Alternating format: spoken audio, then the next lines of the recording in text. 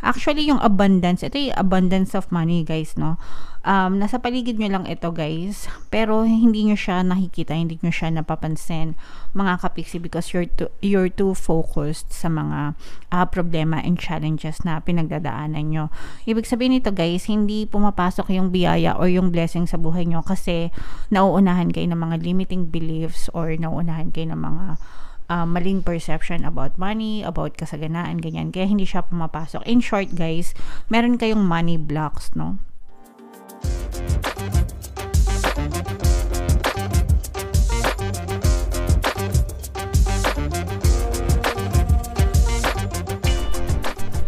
Hello guys, hello Aries, welcome back to Pinay Pixie Tarot. Ang pamagatang episode natin for tonight is Money Money Come to Me. Ito yung ating money reading, guys, para ngayong April, para sa Aries, Sun, Moon, Rising, Sign, and Venus. Shuffle ko yung cards, guys, hanapin ko yung energy ng money at saka yung energy ng Aries.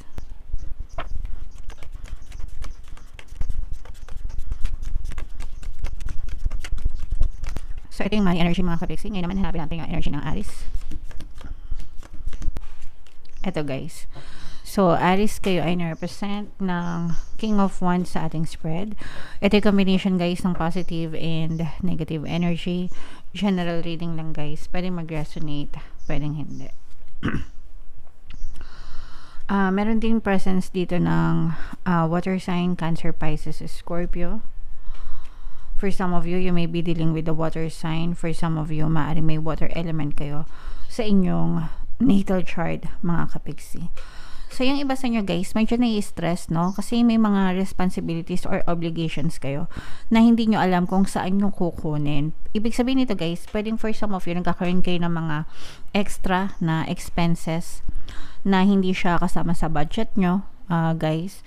So, kunwari, let's say, for example, usually, yung mga extra na gastos, medical bills yan, no? Kapag, kunwari, merong na hospital or nagkasakit, ganyan, tapos, kailangan ng pera, pampagamot, tapos walang allocation para sa ganong klaseng expenses.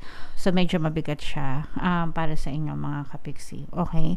And yung iba, parang feeling ko, nai-stress kayo dahil hindi nyo alam kung saan kayo kukuha ng mga panggagastos nyo. Pero hindi kayo, parang yung iba sa inyo, parang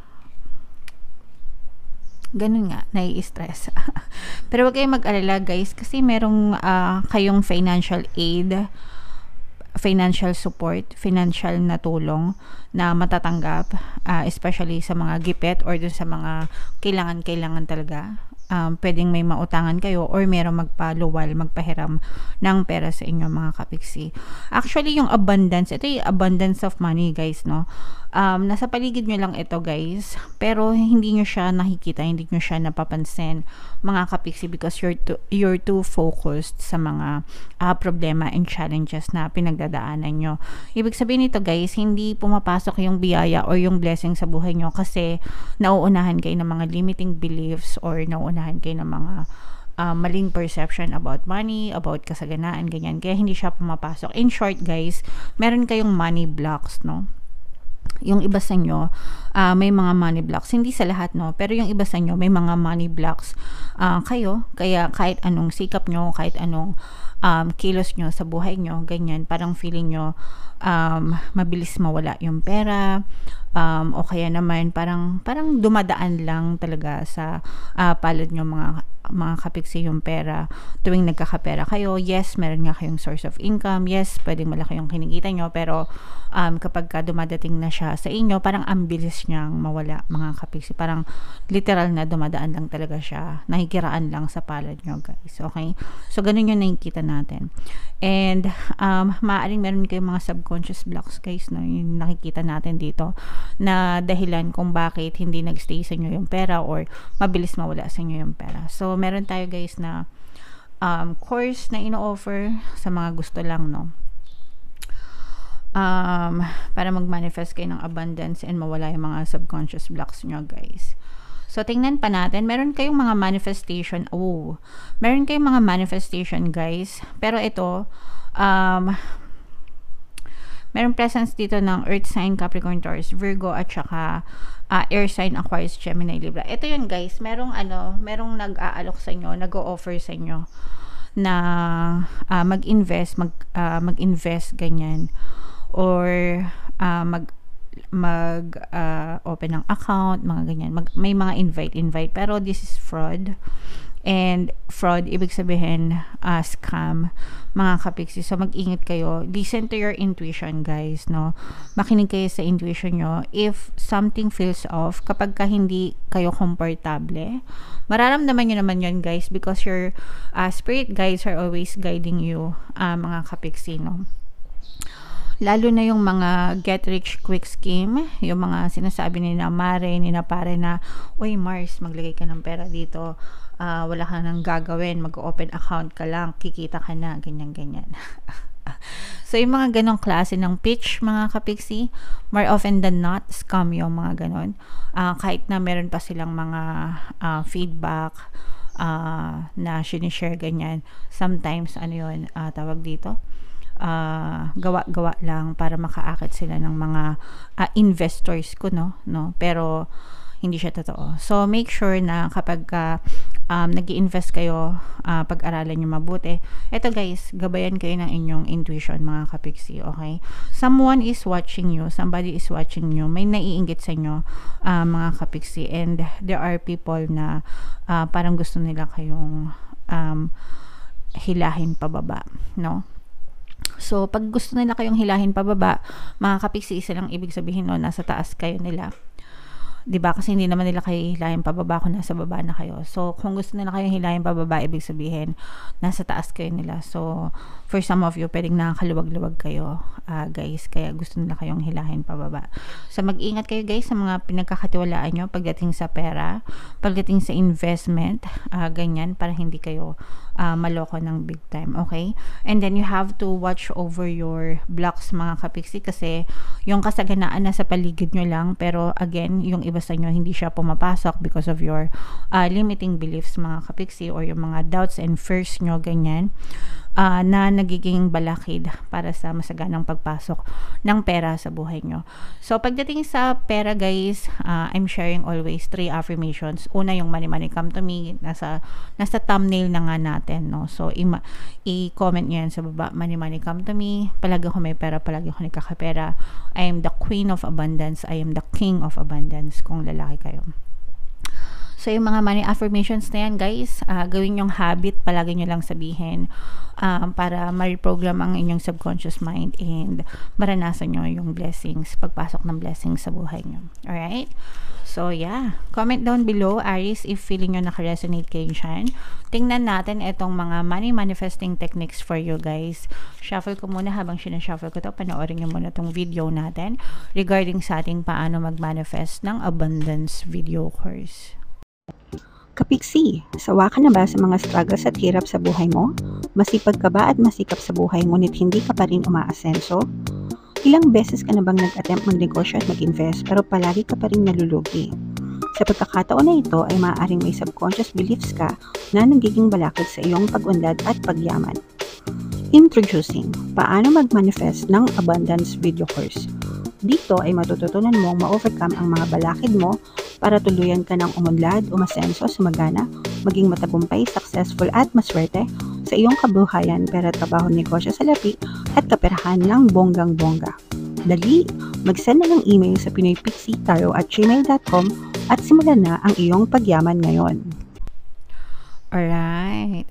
So, sabay-sabay tayo magpayaman, guys. Ngayon, 2024, mag-avail na kayo ng course, guys, kasi sobrang ganda talaga niyan. And good news, mga kapiksi, dahil ngayong March, no, until March 31, magbibigay ako ng free 1 pampaswerte subliminal sa lahat na mag-avail ng course, guys. Kaya mag-avail na kayo, mga kapiksi.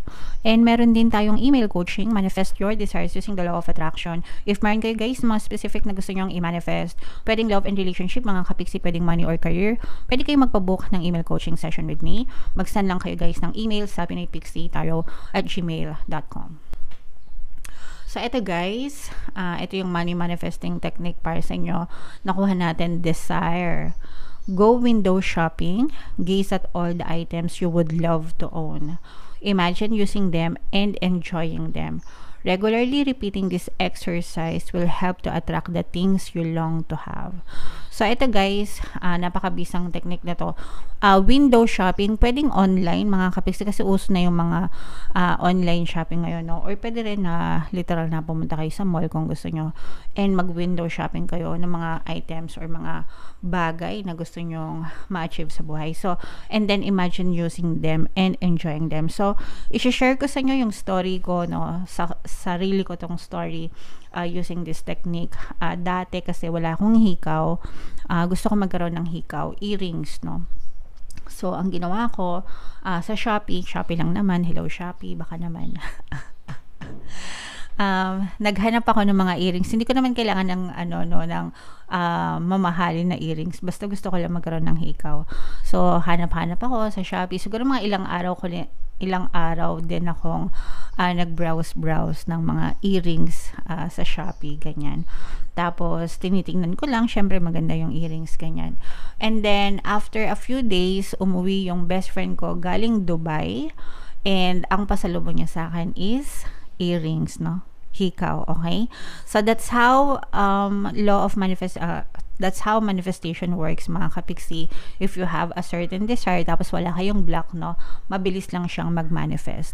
And minumove ni universe yung mga tao, bagay, sitwasyon, events, circumstances sa paligid mo para ipagkaloob sa'yo yung desire mo.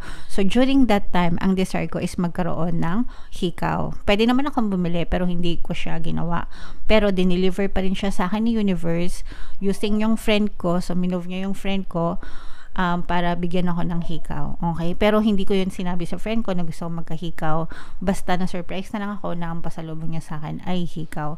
So, that's how manifestation works, guys. When you have a desire, you send it out to the universe and it will be delivered to you sa mga pamamaraan na hindi mo ini-expect, guys. Okay? So, yeah. Diba? Napakasaya. Napakasarap mag-manifest, guys. So, kayo din, itry nyo din, guys, no? Ang key dito is to imagine using them and enjoying them as if you already have it. Kunwari, feeling mo, ano yung feeling na, kunwari, nasa yun na yung desire mo, okay? And kapag palagi mo siyang ginagawa, guys, regularly repeating this exercise, magpo-form ka ng habit, and mapapansin mo na madali lang sa'yo mag-attract ng pera, mga kapiksi, or kahit anong desire sa buhay mo. Alright? So, yeah. For more manifestation techniques, guys, pwede kayo mag-join sa ating membership program. I-click nyo lang yung join button dito sa video na to. Kapag member na kayo, magkakaroon kayo ng access sa mga exclusive videos ko for manifestation, guys. Alright? So, yan ang ating tawag dito, video para sa inyo. Aries, comment down below, guys, if naka-resonate kayo. Ito yung ating mga pampaswerte subliminal. Pakinggan nyo, guys, para maging maswerte talaga kayo. And ito naman yung ating success stories ng paano mag-manifest ng abundance video course. Click here to subscribe, guys, and click here to join our membership program. Thank you for liking, sharing, and subscribing. And see you again next time. I love you all, guys. Have a nice day. Bye-bye.